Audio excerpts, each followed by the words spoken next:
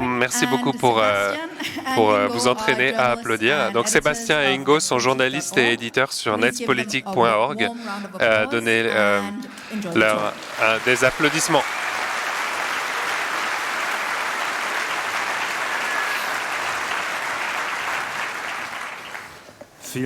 Merci beaucoup pour votre accueil. C'est super de tous vous voir. Afin de ne pas nous confondre, je suis Sébastien et ceci est Ingo et nous sommes rédacteurs pour netspolitique.org. Et ceci est une analyse du dossier Xander. Donc la session va commencer là où notre recherche a débuté, parce que par ce fichier Excel, 24,4 mégas, octets, 6700 lignes, et je ne pensais pas que j'allais autant être occupé avec un fichier Excel. Je vais vous montrer une ligne de ce fichier Excel. Donc ça ressemblait à ça. Donc tout devant, vous voyez le fournisseur, le broker de données. Ensuite, on a quelques chiffres. Ensuite, on a une abréviation de pays, ici FR pour la France. Et ensuite, on a le segment. Donc par exemple, dans ce cas-là, Sexy Center qui concerne un sex shop. Donc ici, c'est des groupes de personnes qu'on peut utiliser pour faire de la publicité ciblée.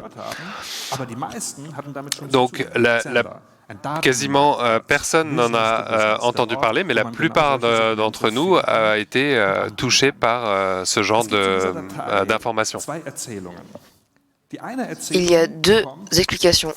Une des explications vient du Bundesverband qui dit ce moment est le moment Snowden de la branche en ligne. Il y a une entreprise qui appartient maintenant à Xander et qui disent Xander appartient à Microsoft maintenant et Microsoft a annoncé publiquement qu'ils ont retiré les informations qui étaient disponibles en ligne. Heureusement, une personne du nom de Wolfie Christel nous a permis de récupérer les informations. Merci beaucoup pour ça.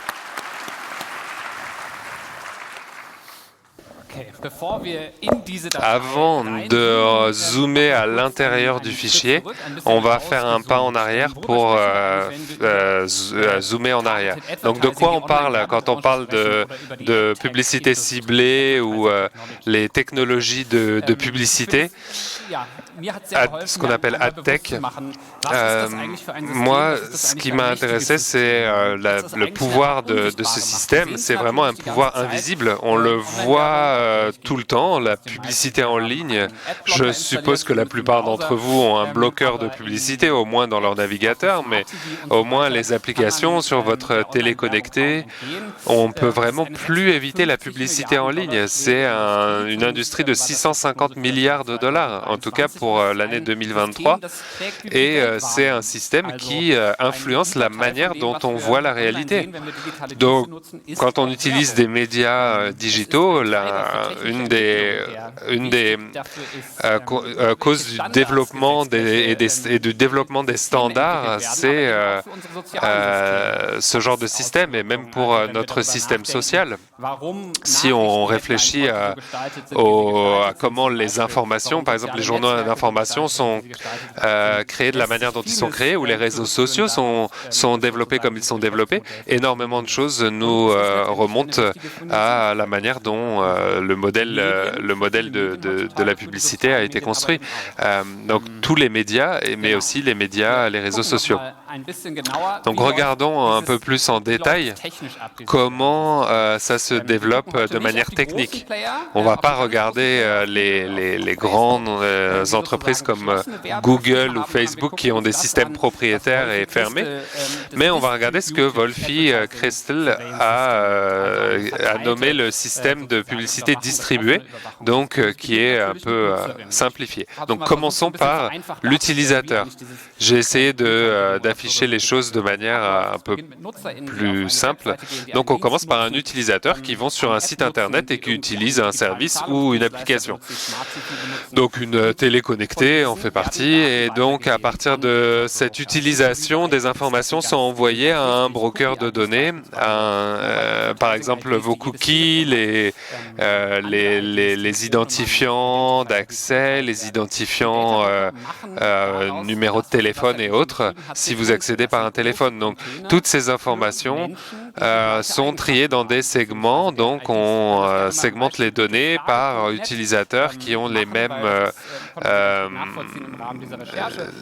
informations, et on peut si on s'informe par exemple sur le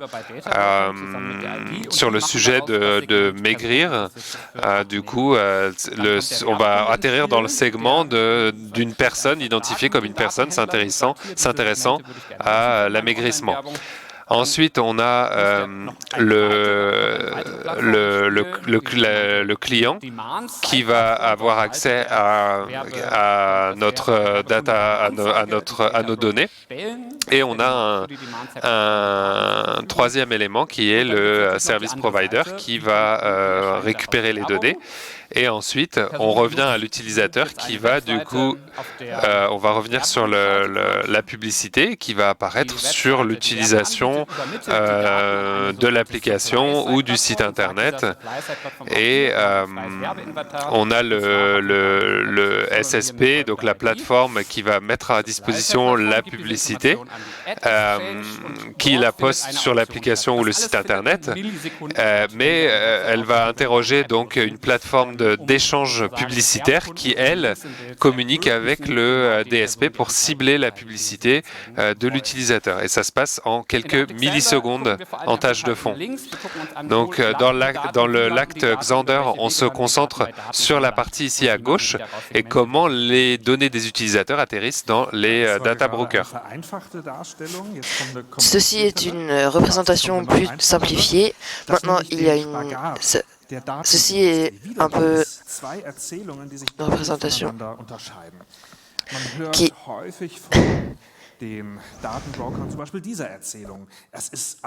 On entend souvent ce genre de choses des brokers, qu'il n'y a aucune information sensible, c'est des données vagues et c'est des tellement grands groupes de personnes que c'est pas important. C'est ce genre d'histoire qu'on entend quand on se confronte aux brokers de données. Et je suis sûr que les personnes qui gèrent les données sensibles ont le même genre d'histoire. Ensuite, il y a aussi la partie risque et gestion de la publicité personnalisée, où on sait que on peut activer du coup des clients qui vont avoir une navigation personnalisée. Et est-ce qu'on est vraiment dans un cas ambivalent ou est-ce qu'on a des promesses impossibles? Donc je vais vous montrer sur cette image les choses qu'on a trouvées au niveau du fichier et aussi par le biais de notre recherche. Une personne qui nous a raconté sur une conversation commerciale, et on voit donc quelles informations rentrent dans ce système publicitaire. Donc n'importe quel appareil peut être concerné, ça peut être les téléconnectés, ça peut être les informations sur un fournisseur de données, les instituts de cartes de crédit, par exemple Mastercard, ou aussi des questionnaires ou des jeux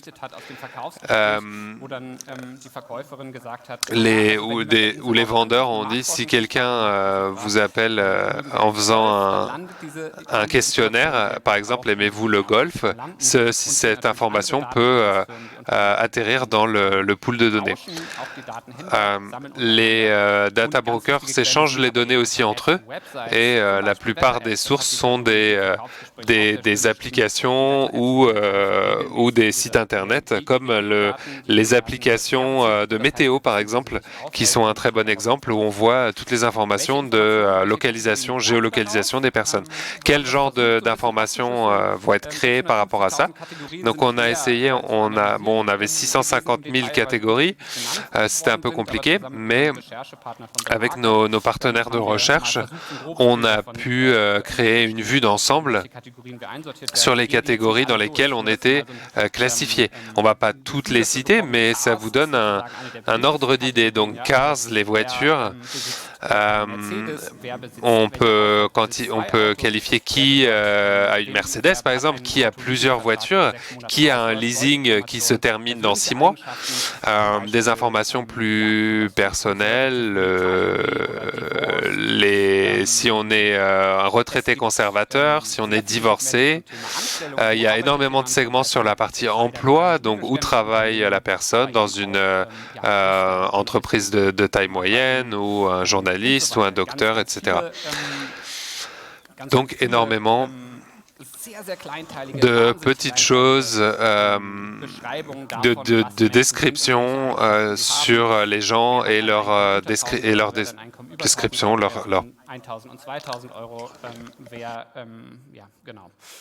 sur leurs revenus. Donc il y a très peu de choses qui n'est pas analysée, qui n'est pas dans une catégorisée, comme par exemple la santé. Donc là, on va aller on va plonger un petit peu. Donc, on va avoir notre segment préféré. C'est quelque chose qui ne nous est pas sorti de la tête. C'est des muteurs, des mamans qui vont acheter comme des folles.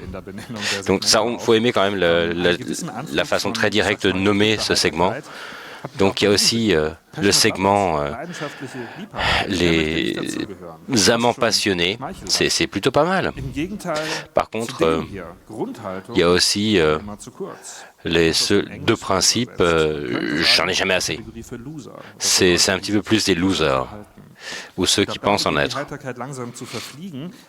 Sinon aussi, on a les seniors fragiles. On a aussi c'est ceux qui sont pas très sûrs et qui n'ont pas besoin de leurs dépenses inutiles. Ce sont des gens qui se laissent arnaquer facilement. Il y a aussi ceux qui ont des problèmes à manger, ceux qui veulent adopter quelqu'un, ceux qui veulent adopter un enfant. C'est quand même ceux qui appartiennent au militaire allemand, ou alors ceux qui font des politiques ou qui décident de la politique d'État. Donc on peut vraiment s'y perdre. Ça nous est aussi arrivé, on a regardé ça pendant des semaines, on a toujours trouvé quelque chose d'autre, mais on voulait donner un peu plus de structure. Donc ce qu'on a fait, on avait ces 650 000 segments, on va les filtrer, on va travailler un petit peu, on va essayer de voir ce qu'on peut faire avec.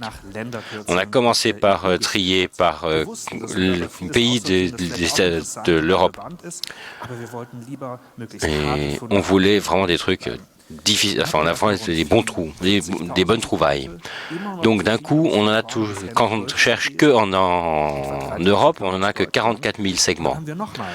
Donc si on refiltre par exemple, pas avec des mots-clés, comme par exemple LGBTQ, où ça pourrait être très sensible, on va dire LGBTQ. Donc ça, ce sont les spicy words, donc les mots épicés. Et ensuite, on a regardé à la main si on n'était pas tombé sur quelque chose qui ne voulait pas grandir grand-chose. Et donc on a 1900 segments qu'on a trouvés, donc on pense qu'ils sont plutôt problématiques. Et ce sont ces catégories: religion, les enfants, les faiblesses personnelles, la santé, les vues politiques et la finance, les possibilités financières. Donc on a regardé des cartes d'Europe, donc on peut voir ça sur nextpolitique.org. Donc il y a à peu près 1000 segments. Plus c'est sombre, plus on avait de segments. Et donc on voit par exemple, on a une catégorie pour ceux qui gagnent peu d'argent.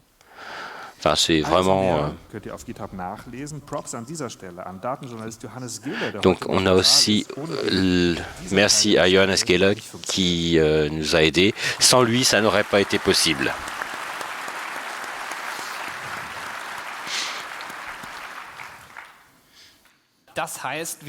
Ça veut dire maintenant, on a ce qu'on pensait savoir,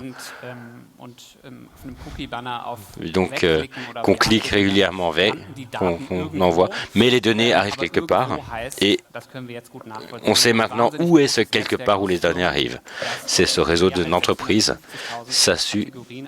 qui vont mettre ça en catégorie, chaque petit détail qui va transformer chaque petit détail de notre vie en quelque chose qu'on peut utiliser pour le marketing. Donc on a des citations avec qui on a parlé. Donc on ne va pas tous les lire, mais pour voir que il y a bien sûr le contrôle des données. On ne peut pas savoir où arrivent les données, ce que ça veut dire au niveau du droit des données personnelles. On ne peut pas avoir la moindre idée d'où toutes nos données arrivent. Et au plus tard, à partir de la deuxième société, ça va encore être donné, et donc on est absolument impossible de savoir. Et on voit que les faiblesses sont utilisées comme argument marketing pour essayer de manipuler les gens, et on peut le prouver. Et que ce n'est pas seulement... C'est vraiment ce qu'ils veulent. Si quelqu'un qui s'intéresse, c'est extrêmement détaillé, c'est pas seulement tu as un intérêt pour les chevaux. Et par exemple, on voit que les gens qui sont dépendants au jeu sont relativement souvent. On a aussi qui donne le plus d'argent au casino. Et donc ça, c'est pour utiliser simplement les faiblesses des gens. Donc, il y a aussi un risque de discrimination, puisque, à propos de la pub, on peut bien sûr utiliser un cœur de cible, mais on peut aussi exclure certaines cibles. Donc, certains jobs qui ne devraient pas être proposés à des gens plus vieux ou à certains browsers. Donc, il est possible aussi de faire de la politique, d'une manipulation politique, puisque des gens qui sont classifiés de façon si détaillée, ils sont beaucoup plus faciles à manipuler, même sur des thèmes politiques. Et c'est pas tout.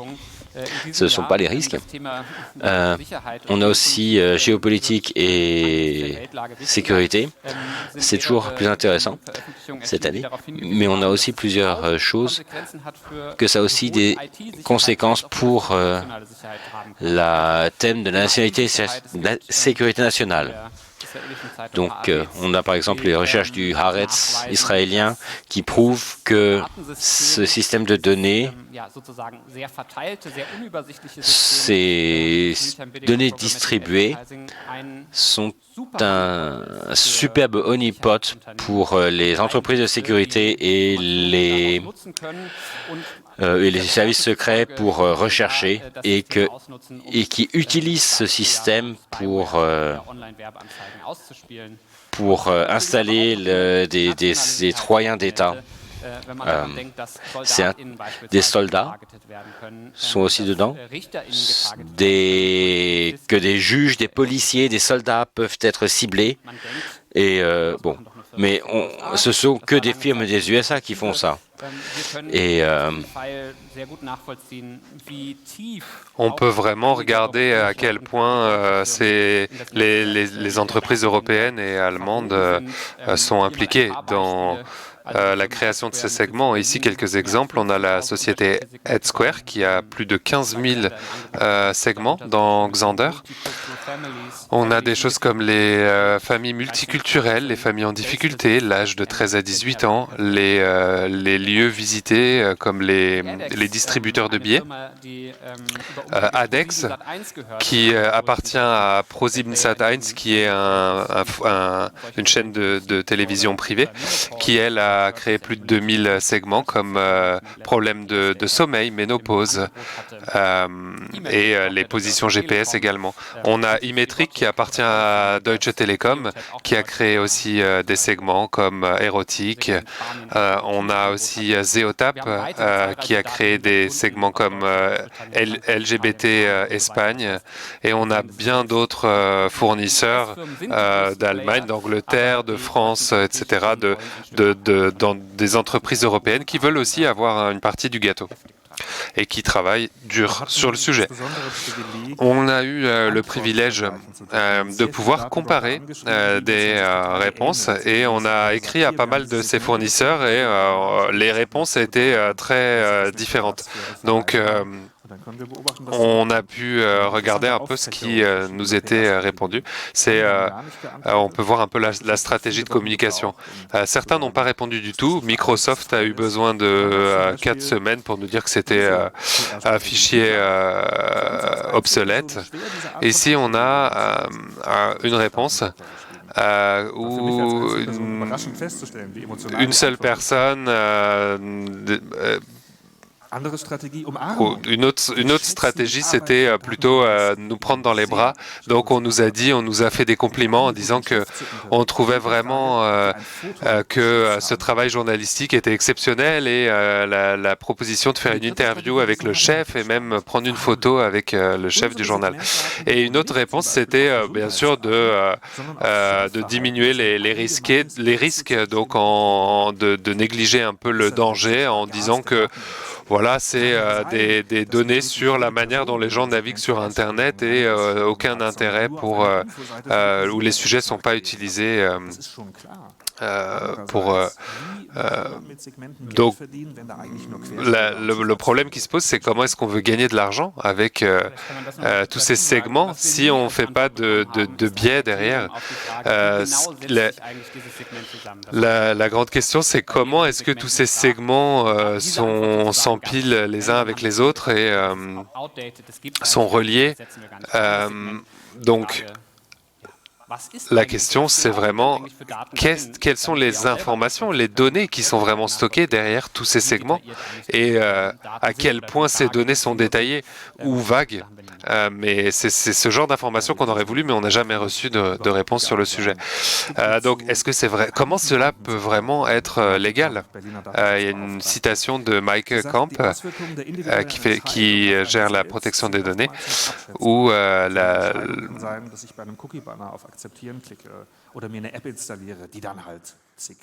le résultat d'actions individuelles ne peut pas avoir d'impact sur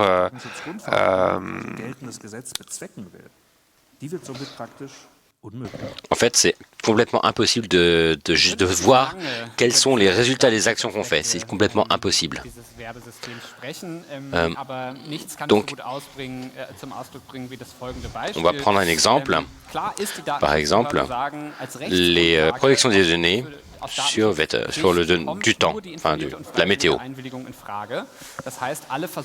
Donc tout le monde essaye d'avoir cet accord et l'accord doit être volontaire et informé. Et donc il y a différentes formes. Donc par exemple, Wetter Online, qui est une page météo qui est relativement importante. Et donc, on a un petit peu regardé sur ce qu'ils font dans leur protection des données. Donc, on a une liste explicite de toutes les sociétés à qui les données vont être envoyées. Et cette liste est relativement longue.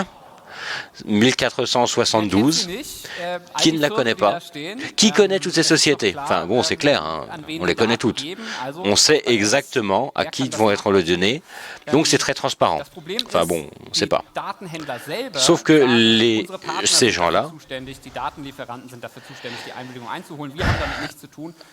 ok, les handlers disent que c'est pas leur problème, l'accord doit être donné au niveau de la source et pas plus tard. Et si les gens se plaignent, ben, ils peuvent venir vers nous, mais personne ne va les voir parce que personne ne sait qu'ils existent. Voilà, donc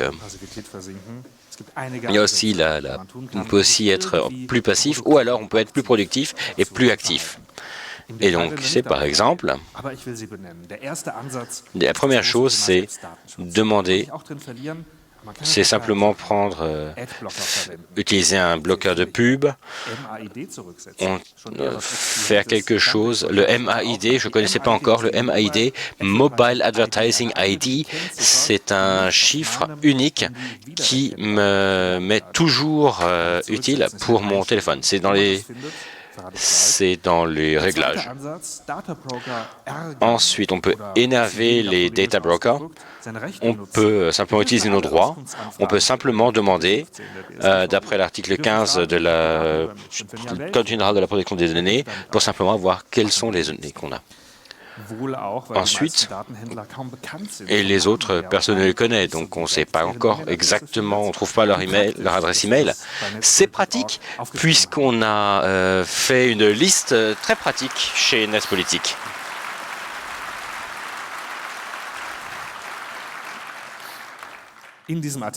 Dans cet article, c'est aussi comment est-ce qu'on peut remettre cette MAID à 0. Ensuite, qu'est-ce qu'on peut faire d'autre? On peut aussi se plaindre chez les protecteurs de données, donc en Allemagne, et eux, ils ne peuvent être actifs qu'à partir du moment où quelqu'un se plaint. Donc, il faut simplement déporter une plainte chez eux et ensuite ils peuvent s'en occuper. Ensuite, qu'est-ce qu'on peut faire comme recherche? Nous, on a simplement on a juste une liste qu'on a vue, mais il y a encore des pays sur lesquels on n'a pas vu. Pour que quelqu'un d'autre puisse le faire, on a les données, on a mis les données sur GitHub. Vous pouvez aller regarder.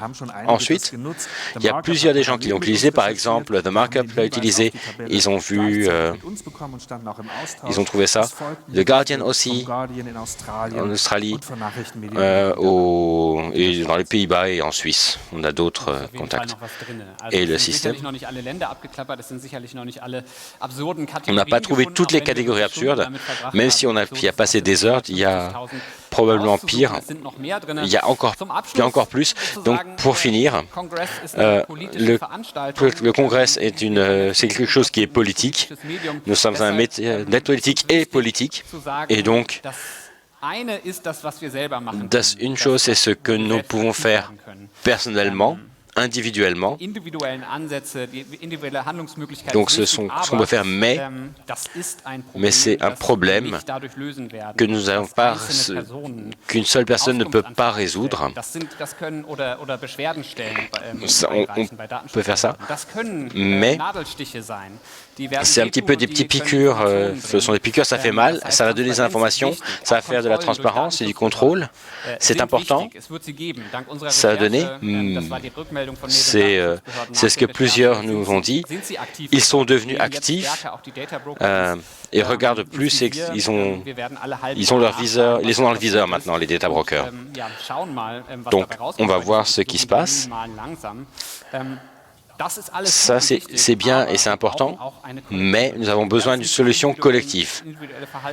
Ça ne va pas être uniquement des... Nous devons voir ce qu'il y a comme solution politique et nous pensons, en fait, ce système doit être complètement, qui est tellement pourri, puisque ça envoie des données à propos des utilisateurs, catégorise les gens pour les manipuler, pour utiliser leurs faiblesses. C'est tellement pourri qu'il faut simplement le détruire, ce système. Donc, le système de publicité en ligne tel qu'il est doit être détruit. Parce que les risques sont trop élevés. Et un dernier point, les alternatives de cette publicité ne sont pas forcément pas de publicité. C'est important pour moi, je pense, nous on peut vivre sans publicité, mais certains ne peuvent pas se financer grâce aux dons.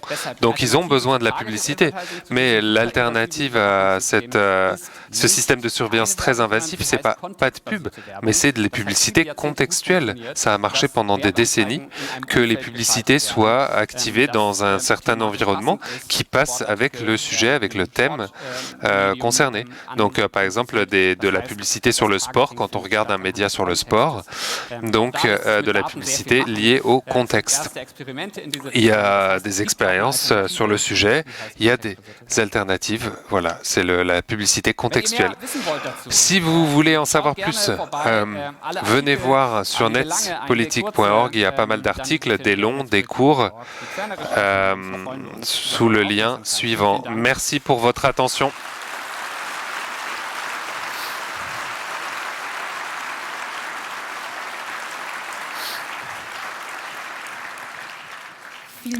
Merci beaucoup. C'était vraiment super et effrayant en même temps. Pour les questions, faites la queue derrière les micros de la salle. Vous avez 4 microphones et il faut de la motivation pour ça sur les articles. Et il y a des élections pour le Parlement européen l'année prochaine, en juin. C'est très important de voter. Les micros, 1, 2, 3, 4, nous avons la première question. Oui, ma première pensée, quand j'ai vu ça, ces énormes blocs de données, est-ce qu'il y a une possibilité technique de retrouver mon ID et de regarder ce qui a été enregistré sur moi, une sorte de reverse engineering à l'envers, de regarder Réponse, oui, ça existe. Toutes les informations sont dans notre article. Donc oui, bien sûr, la possibilité existe avec l'article 15 de consultation des données personnelles. Une solution technique, malheureusement, n'existe pas. Ça serait bien que ça arrive, mais on a au moins regroupé toutes les informations. On a une question d'Internet ? Pas de questions. OK. Micro 3. 4. Oui, super recherche. Est-ce que vous avez déjà entendu parler de systèmes de machine learning ou de modélisation de langage pour passer au niveau supérieur ?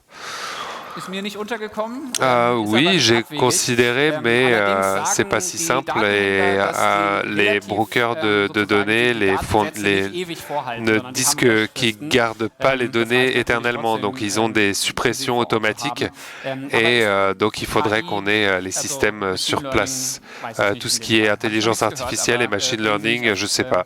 J'ai pas encore entendu parler de ça. Par contre, par rapport à ce sujet, un autre broker nous a dit que les personnes sur Internet utilisent des nuages de données et c'est par rapport à ces nuages de données qu'on va créer les segments et les catégories. Et donc, utiliser des nuages de données, c'est proche de modèles de langage. Mais oui, si on réfléchit, on a déjà beaucoup de processus qui sont automatisés dans la création des segments. Mais techniquement, on ne sait pas. Et on a une question au microphone 3. Merci pour la session. Et ce qui m'irrite un peu, c'est que vous mettez les résultats sur le site github.com, qui est un site dont Microsoft est propriétaire.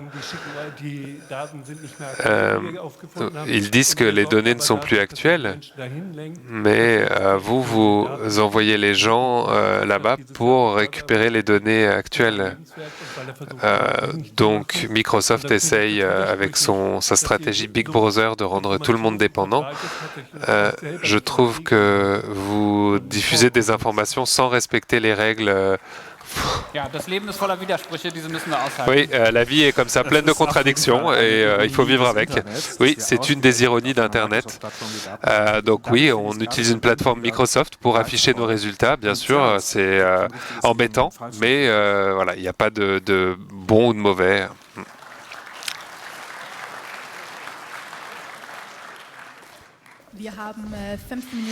Nous avons encore 5 minutes pour les questions, mais il n'y a personne au micro. Ah, si, super.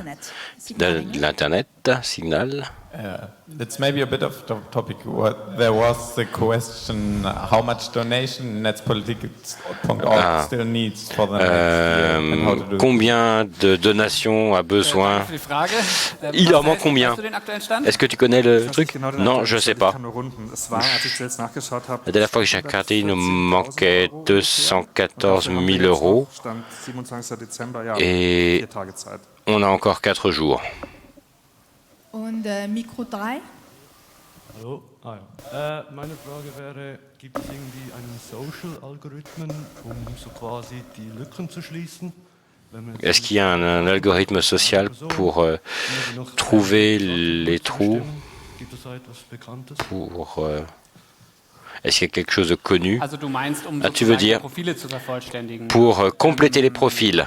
Je ne peux pas te le dire comment ça se fait de façon technique, mais il y a des sociétés qui ne font rien d'autre que faire de l'ID matching, donc comparer les ID et les cookies, et utiliser les données de différentes sociétés et les accumuler, en fait, les compiler.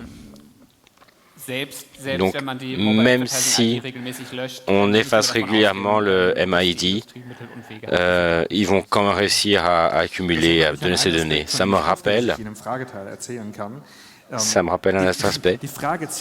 La question, ça va aussi sur cette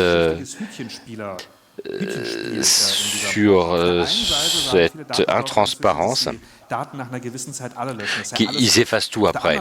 Mais d'un autre côté, on a vu, il y a toujours des données qui arrivent. Il y a juste une seule application de météo donne 1024. Et ensuite, les données donnent leur truc. Pendant nos recherches, une société sur laquelle on a fait nos recherches a été achetée et a changé de nom. Par exemple, Xanda, ça n'existe plus. Ça a été acheté par Microsoft. Personne ne peut comprendre tout ce qu'il y a. Enfin, on ne peut pas avoir de vue d'ensemble. Ce qui m'intéresse, est-ce qu'il y a une analyse sur combien d'ID ou d'utilisateurs étaient dedans? Ou est-ce que c'est simplement une surprise ou de savoir comment est-ce que c'est réparti? Non, malheureusement, ça n'est pas dans ce fichier. Nous savons qu'il y a les segments avec 10, 100, 1000 des ID, enfin des millions d'ID, mais on ne sait pas. Mais j'ai entendu un nombre qui nous a dit au moins nos données, elles ne sont pas granulaires. La plus petite, c'est 15, ce sont 15 foyers ou plus. Donc si avec 15 visites de maison, on peut trouver qu'à la personne, je pense que c'est quand même granulaire. Est-ce que vous savez s'il y a quelqu'un...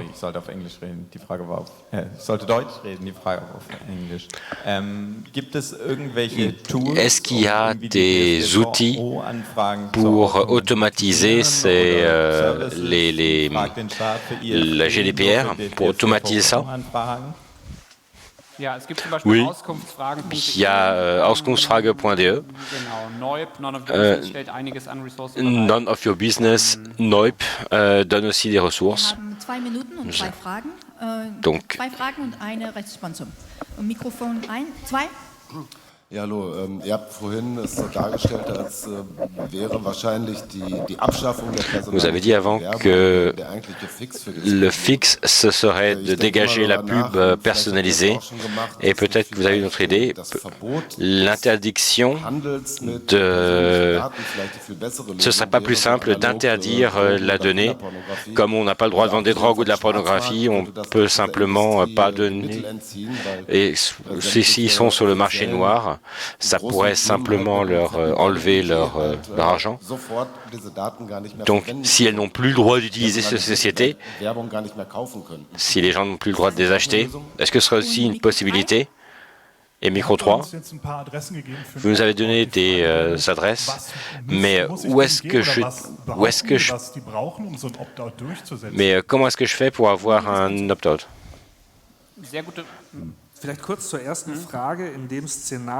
Donc la première question, c'est on a toujours les grandes plateformes qui les ont déjà leurs données et qui n'ont pas besoin d'acheter ou de vendre, donc ils pourraient quand même les utiliser.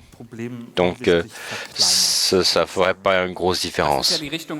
Et c'est de toute façon la direction, on y va, avec puisque les cookies ne sont plus utilisés parce qu'ils essayent d'utiliser autre chose et ils achètent tout le monde, de façon que juste les gros joueurs restent. Et on ne peut pas les contrôler. Et si on dit qu'on n'a pas le droit d'acheter et de vendre des données, bah, c'est pas grave, ils les ont quand même. Donc avec TrustPID, donc, on a dégagé une partie du problème, mais pas tout le problème. Et la deuxième question...